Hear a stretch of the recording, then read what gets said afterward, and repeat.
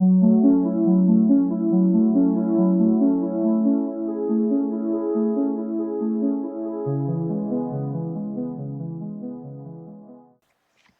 everyone. Welcome to 360 on History podcast, a resource for science, history, and nature. Please check out our website and join us on social media. I'm extremely excited about today's podcast because, in my opinion, it is about one of the most interesting people, as well as the greatest scientific theory ever postulated. 160 years ago, a paper was published that changed scientific thinking completely. On November 24, 1859, Charles Darwin published his work on the origin of species by means of natural selection, an account of the greatest story ever told, that of evolution by natural selection. Charles Darwin was a naturalist, geologist, and biologist who was born on February the 12th, 1809, in Shropshire, England. He belonged to a free-thinking intellectual family. His father, Robert, was a doctor, and his grandfather, Erasmus Darwin, in addition to being a doctor, was also a key thinker of the British Enlightenment. His maternal grandfather was Josiah Wedgwood, founder of the famous Wedgwood Ceramic Company. Darwin's mother died when he was only 8 years old. In 1825, he became an apprentice doctor for his father and then went on to medical school at the University of Edinburgh. However, Darwin found the lectures boring and he neglected his studies. Instead, in his second year, he joined the Plinian Society, a natural history group of students from the university. His father, however, was not pleased with him neglecting his studies and packed him off to Christ's College, Cambridge, for a BA, so that he could become a country parson. But at Cambridge, too, he was unconcerned with his courses and became interested in the popular craze of beetle collecting, which he did zealously and even published his findings. He did manage to complete his education. In fact, he did quite well in the final examinations. During his remaining time in Cambridge, he read voraciously, including books by astronomer John Herschel and those by another brilliant scientist, Alexander von Humboldt. Darwin wanted to contribute to what at that time was known as natural philosophy, and he made plans to travel to the tropics to study natural history. Then, his botany professor, John Stevens Henslow, of whom he had become a close friend and follower, changed everything when he proposed him as a self-funded naturalist aboard the HMS Beagle. The ship was to spend 2 years charting the coastline of South America. His father objected to this at first, but then agreed to fund his trip. The voyage began in December 1831, and Darwin spent 5 years on the Beagle from 1831 to 1836, studying animals in the Galapagos, discovering fossils, and observing tribes around Southern America. He kept copious notes of his observations and amassed a collection of specimens, which he often sent off to Cambridge for cataloguing and analyzing.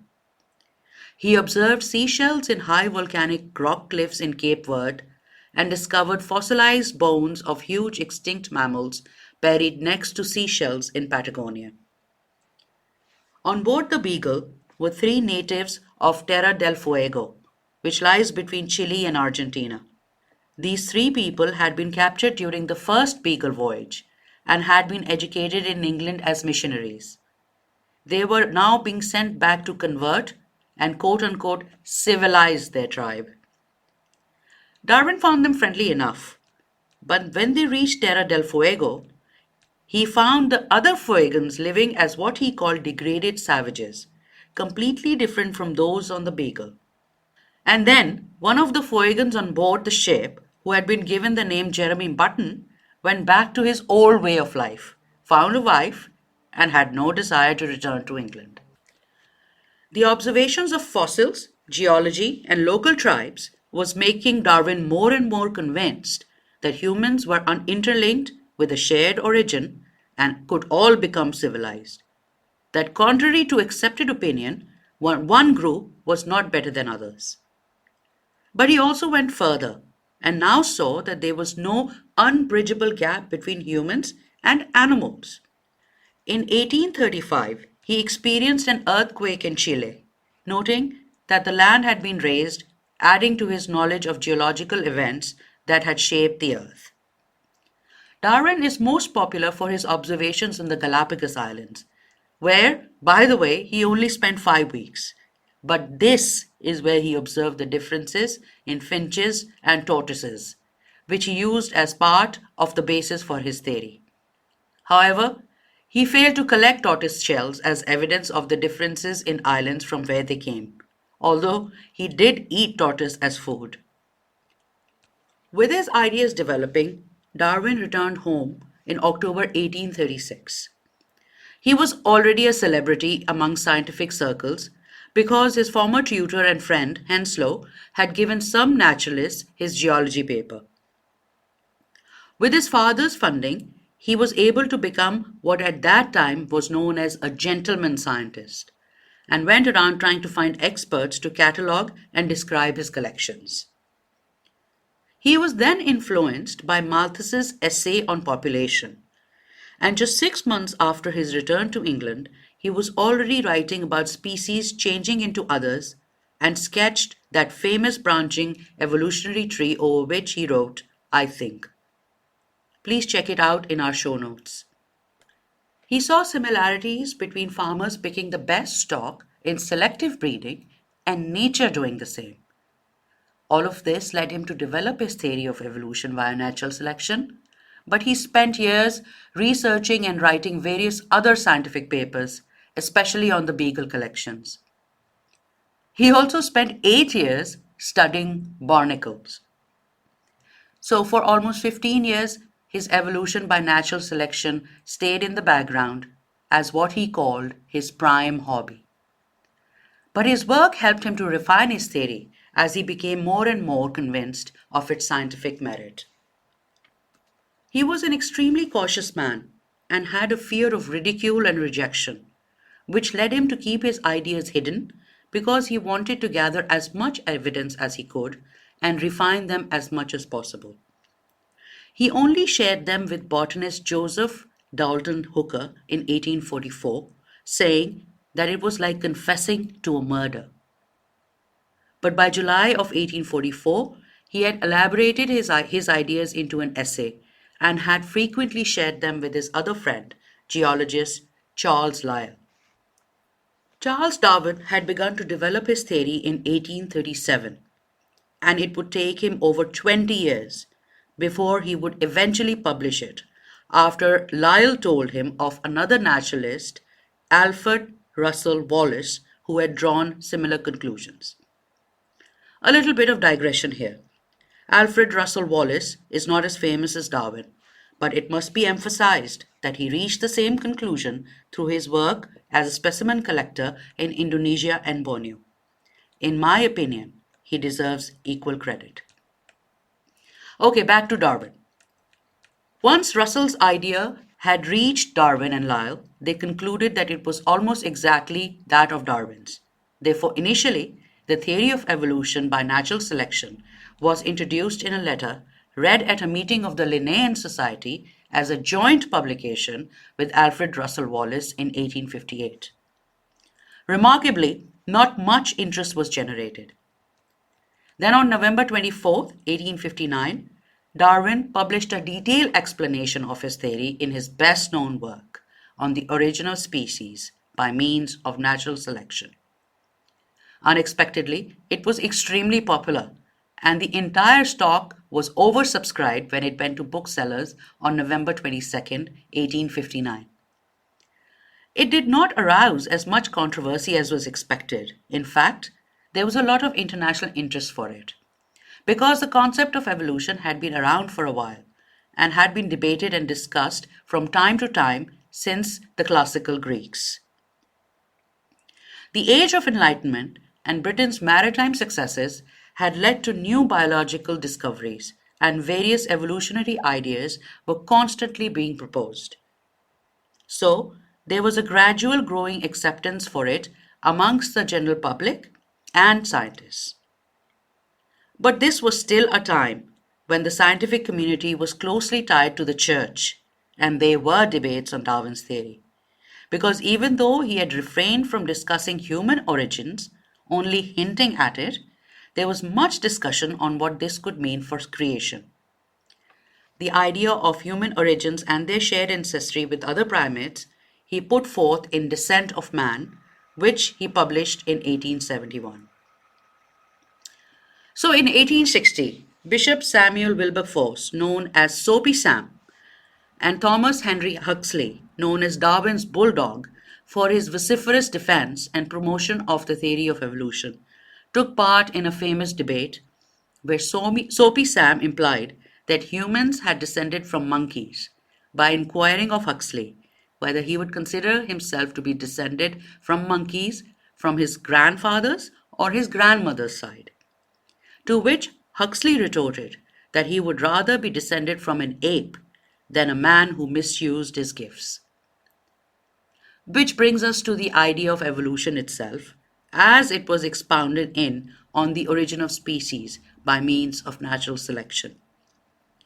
The book introduced the scientific theory that living populations evolve over generations through natural selection. And it proposed that the diversity of life that we see on the planet arose by common descent through a branching pattern of evolution.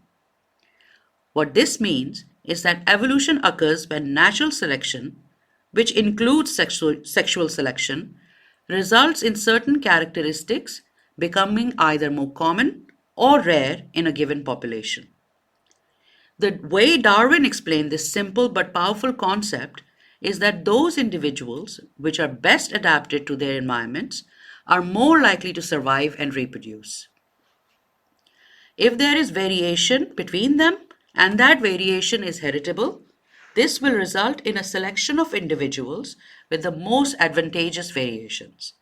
And the heritability of variations means that the reproductive success of individuals will result in a particular population progressively evolving. And here is the kicker. Populations that evolve to be sufficiently different eventually become different species. All the evidence that Darwin collected on his voyage on the Beagle and subsequent research, experimentation, and correspondence with other scientists was included in this book. Although he understood heritability, he did not know about the science of genetics, so he could not say how the given characteristics were passed on. When genetics became more and more understood and the structure of the DNA was revealed in the mid-20th century, evolution was confirmed as the only scientific explanation for the diversity of life on Earth. As the knowledge of genes gets better and better, more information is added on, but the basics remain the same. We now understand that variability within and among species can be due to mutations, gene flow, and genetic recombinations. And mechanisms such as natural selection, gene migrations, and genetic drift act on this variability so that characteristics are either passed on or they disappear. Darwin's idea has withstood the test of time, experimentation, and evidence for over a century and a half. There is no doubt now that evolution is the unifying theory of life sciences and is the only one that explains the diversity of life on this planet.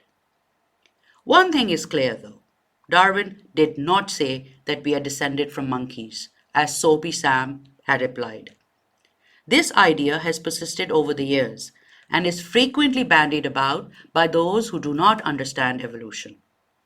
Darwin had established that all species have descended from common ancestors, that the branching patterns of evolution were a result of natural selection where species struggle for existence and pass on characteristics similar to the effect of artificial selection in breeding. He also did not initially use the phrase survival of the fittest. It was coined by the philosopher Herbert Spencer, who extended evolution into the realms of society and ethics. Darwin did use the phrase in the republication of The Origin of Species in 1869 to mean that nature favors the best adapted individuals, not necessarily the strongest. Darwin spent the last decade or so of his life finalizing his book on worms, which he had been studying on and off for 40 years.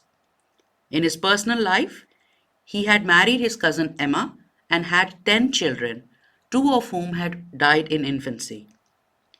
Another child, Annie, died at the age of 10. He was very devoted to his children, and this can be seen from the doodles and cartoons they left on the draft of On the Origin of Species manuscript. Please check these out in the show notes. Darwin died in 1882 at his family home at Down House in Kent and is buried at Westminster Abbey. He has left behind a body of work so immensely beautiful, it still continues to inspire to this day. More than 120 species and 9 genera of animals and plants have been named after him. Earlier this year, I went to Westminster Abbey to pay my respects and thought about what he said at the end of On the Origin of Species by means of natural selection. Here it is. There is grandeur in this view of life, with its several powers having been originally breathed into a few forms or into one, and that, whilst this planet has gone cycling on, according to the fixed law of gravity, from so simple a beginning, endless forms most beautiful and most wonderful have been and are being evolved. Thank you for joining us on 360 on History podcast. See you next time.